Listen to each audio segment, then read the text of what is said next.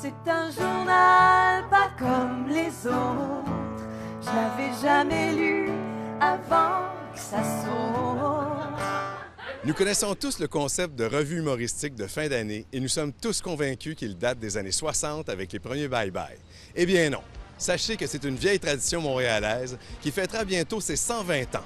Pour souligner ce fait historique, nous avons décidé de rencontrer deux des artisans d'une des plus récentes revues de fin d'année, Salut 2016, cabaret, politique et bouffonnerie. C'était au Théâtre national avec La Poune, Madame Pétry. Oui. Puis il y a cette volonté-là d'avoir cette spontanéité-là. C'est sûr qu'on n'improvise pas comme eux le faisaient à l'époque, mais il y a vraiment cette volonté de recréer ce plaisir-là qu'il y avait dans les cabarets. Les jeunes de nos jours veulent s'envoler vers la Syrie, aller faire le djihad, combattre l'Occident. C'est un processus qui a démarré lentement. On faisait un soir dans un bar, on se réunissait 2 semaines avant, puis de fil en aiguille, d'année en année, le processus a été de plus en plus sérieux.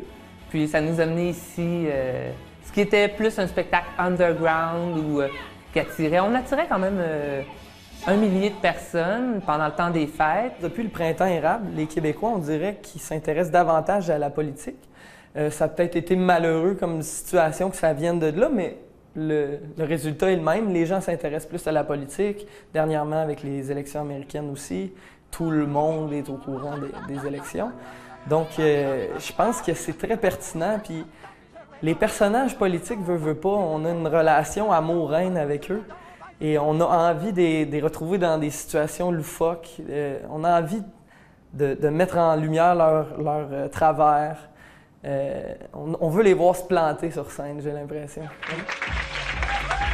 Ce soir, on va faire comme nos politiciens. On va avoir une opinion sur tout, puis un impact sur rien. Moi, c'est vraiment ma passion pour la politique, en fait. Puis cette urgence de partager mon opinion ailleurs que sur Facebook, ailleurs que sur Twitter, dans l'instantanéité. Moi, j'avais le goût de prendre le temps de m'arrêter, de réfléchir à une proposition, d'aller plus loin, d'approfondir une opinion, puis de mettre ça tout en chanson et en danse. Wouh! Pour tous ces Français qui viennent étudier l'anglais à Montréal pour nous angliciser, pour tous ces médecins formés à McGill qui repartent aux États en nous refilant le bill. Taxe-moi. On est dans la parfaite lignée des bye-bye. D'ailleurs, Marc Laurando vient nous voir depuis 2 ans chaque année. Puis il m'a fait la fleur de nous décrire un peu comme des cyniques, là. Alors, ça m'a plu, ça me plaît encore, là. La question qu'on se doit de poser dessus est de mettre le doigt dedans.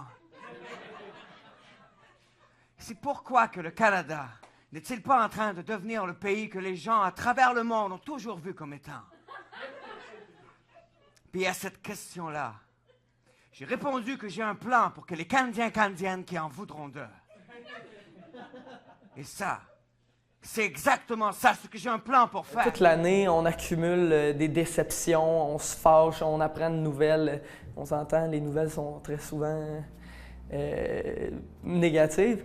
Donc, je pense que ça fait juste du bien, là, à la fin de l'année, de tout se rappeler ce qui a mal été, mais d'en rire. Ça vide, c'est la catharsis. On parle du passé, peut-être pour mieux préparer l'avenir. Eh bien, si vous avez envie de préparer votre avenir, commencez par venir vous détendre en rigolant des travers de 2016, du 20 au 28 décembre, au Club Soda.